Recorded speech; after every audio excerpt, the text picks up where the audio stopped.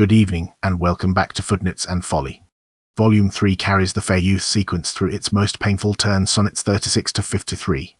Here the friendship is tested by scandal and by distance. The poet takes the blame for some unnamed disgrace. The young man betrays him with his own mistress, and then comes a long ache of separation, the famous sonnets of absence, of dreams, and of one extremely depressed horse. Watch a brilliant man forgive what ought to be unforgivable again and again, and turn even his own heartbreak into argument. Let me confess that we two must be two, although our undivided loves are one, so the blemishes that belong to me shall be borne by me alone, without your help. In our two loves there is but one feeling, yet a spiteful separation lies across our lives, which, though it does not alter love itself, still steals sweet hours from love's delight. I may not always acknowledge you, in case my own guilt, the things I am ashamed of, should shame you, nor may you honor me in public, unless you strip that same honor from your name. But do not do it. I love you so well that, since you are mine, your good name is mine too. Some disgrace of his own, never named, forces the two of them to appear apart in public. He shoulders the whole blemish himself, so the young man's name stays clean. The gap between them in rank, and now in reputation, keeps widening. As a warrior, now father takes delight in seeing his active child do the deeds of youth, so I, lamed by fortune's worst spite, take all my comfort in your worth and truth.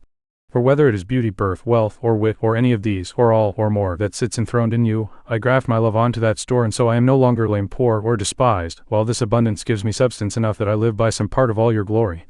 Look, whatever is best, I wish it on you, and wishing it, I am 10 times happy. Crippled by bad luck, he lives through the young man's gifts the way a broken father lives through a thriving son.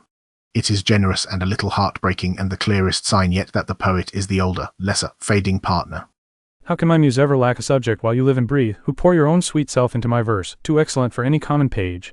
Think yourself if anything I write is fit for a reader's eye, for who is so dumb that he could not write to you when you yourself supply the light to see by? Be the 10th muse 10 times more worthy than the old 9 the rhymers call upon, and let the poet who invokes you bring forth eternal verse to outlast the ages. If my slight muse pleases these critical days, let the labor be mine, but the praise be yours. He promotes the young man to a 10th muse. The flattery is industrial now, and notice he has quietly started worrying about outlasting time again, which never ends well for the children of Volume 1. How can I decently sing your worth when you are the better half of me? What can my own praise bring to myself? And when I praise you, am I not praising me? Even for this reason, let us live apart, and let our dear love lose the name of one, so that, by this separation, I may give you what you, and you alone, deserve. O absence, what a torment you would be, except that your sour leisure leaves sweet room to fill the time with thoughts of love, which so sweetly cheats both the hours and the thoughts. And except that you teach how to make one into two by praising, here, the one who is far away. He argues that loving someone who is your own self makes honest praise impossible, so absence, of all things, becomes useful. It splits the one back into two, and gives him someone to write to again. Take all my loves, my love, yes, take them all. What do you have then more than you had before? No love, my love, that you can call true love. All of mine was yours before you took this more. But if, for love of me, you take the one I love, I cannot blame you for making use of my love. And yet you are to blame if you deceive yourself by willfully tasting what you yourself refuse. I forgive your robbery, gentle thief, even though you steal away the whole of my poverty, and yet love knows it is a greater grief to bear love's wrong than hatred's known injury. Lascivious grace, in whom all ill looks well, kill me with spite, and yet we must not be enemies. Here, at last, the wound is named. The young man has taken the poet's mistress. And watch him forgive even that gentle thief rather than lose the friendship. The self-betrayal of Volume 2 has now become flesh and blood. Those pretty wrongs that liberty commits when I am sometimes absent from your heart suit your beauty and your years well enough, for temptation still follows you wherever you go. You are gentle, and so to be won. You are beautiful, and so to be besieged, and when a woman courts you, what woman's son will sourly leave her before he has prevailed? Ah me, but still you might spare my place, and rebuke your beauty and your straying youth, which lead you in their right even to the point where you are forced to break a double faith. Hers by tempting her with your beauty to you, and yours by letting your beauty be false to me. He keeps manufacturing excuses for the young man's faithlessness. He is beautiful, he is young, women throw themselves at him. It is the most generous reading of betrayal ever attempted, and you can hear exactly what it is costing him to make it. That you have her is not the whole of my grief, and yet it may be said that I loved her dearly, that she has you as my chief lament, a loss in love that touches me more nearly. Loving offenders, I will excuse you both. You love her because you know that I love her, and for my sake she likewise abuses me, letting my friend approve of her for my sake. If I lose you, my loss is my love's gain, and losing her, my friend has found that loss. Each finds the other, I lose both, and both, for my sake, lay this cross upon me. But here is the joy, my friend and I are one, so sweet flattery, she loves but me alone. The arithmetic of heartbreak. He loses the friend and the mistress to one another, and then talks himself into believing that, since he and the friend are one, the mistress really loves only him. A lie, beautifully built to make the pain survivable. When I shut my eyes the most, then they see best, for all day long they look on things not worth their notice.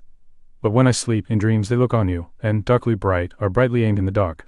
Then you, whose shadow makes dark shadows shine, how would your shadow's living form delight the clear day with your far clearer light, when to closed eyes your shade already shines so? How would my eyes, I say, be blessed by looking on you in the living day, when in dead night your fair, imperfect shadow rests on my sightless eyes through heavy sleep? All days are nights to see, until I see you, and nights are bright days when dreams show you to me. A whole sonnet built on one paradox. He sees the beloved best with his eyes shut, in dreams. Absence has turned him into a man who would rather be asleep, because that is the only place the young man still reliably appears. The dull substance of my flesh were thought, then cruel distance could not stop my way, for then, in spite of space, I would be carried from the farthest limits back to where you stay. It would not matter then that my foot stood on the farthest earth removed from you, for nimble thought can leap both sea and land the very moment it imagines where it would be. But the thought that I am not thought, able to leap great lengths of miles when you are gone, but that, being made of so much earth and water, I must wait on time's slow leisure with my groans, receiving nothing from these heavy elements but tears, the badges of our shared woe. He wishes he were made of thought which could cross the miles in an instant. Instead he is made of earth and water, and can only sit and weep. The first half of a matched pair on the physics of missing someone. The other two elements, light air and cleansing fire, are both with you, wherever I remain. The air is my thought, the fire my desire, and these, present and absent both, slide swiftly away. For when these quicker elements have gone on their tender embassy of love to you, my life, made of four but left with only two, sinks down toward death, weighed down by melancholy, until my life's balance is restored by those swift messengers come back from you, who, even now returned, assure me of your fair health, and tell it to me. Hearing this I rejoice, but then, not gladly, I send them back again, and grow sad once more. The companion piece, his thought and his desire fly off to the beloved as air and fire, leaving him a sluggish lump of earth and water until they return with news. Love rendered as a body literally pulled apart by distance. My eye and my heart are at a deadly war over how to divide the conquest of your image. My eye would bar my heart from your picture, my heart would bar my eye from that same freedom. My heart pleads that you lie within it, a private room no crystal eye can pierce, but the defendant, the eye, denies the plea, and says your fair appearance lies in him. To settle this dispute, a jury is impaneled of thoughts, all of them tenants to the heart, and by their verdict is decided the clear eye's share and the dear heart's part. My eye's due, it is rule, is your outward look, and my heart's right is your inward love of heart. A mock courtroom drama between his eye and his heart over who owns the beloved, the eye claiming the looks, the heart the love. He litigates his own infatuation, and it is, against all odds, charming. A truce is struck between my eye and my heart, and now each does the other good turns. When my eye is starved for a look, or my heart smothers itself a sighing, then my eye feasts on your picture, and invites my heart to that painted banquet. Another time my eye is my heart's guest, and shares in its thoughts of love. So, by your picture, or by my own love, you, though far away, are always present with me, for you cannot be farther than my thoughts can travel, and I am always with them, and they with you. Or if they sleep, your image in my sight wakes my heart to my heart's and my eye's delight. Eye and heart, having made peace, now feed one another on the beloved's portrait and the memory of him. The whole sequence has become a man keeping himself company with the picture of someone who is not in the room. How careful I was, when I set out, to lock each trifle away behind the truest bars, so that, kept safe for my own use, it might stay unused by untrusted hands. But you, beside whom my jewels are mere trifles, you, my dearest comfort, now my greatest grief, the best of all that is dear, and my one care, you are left as the prey of every common thief. I have not locked you up in any chest, except the one place where you are not, though I feel that you are, within the gentle enclosure of my breast, from which you may come and go as you please.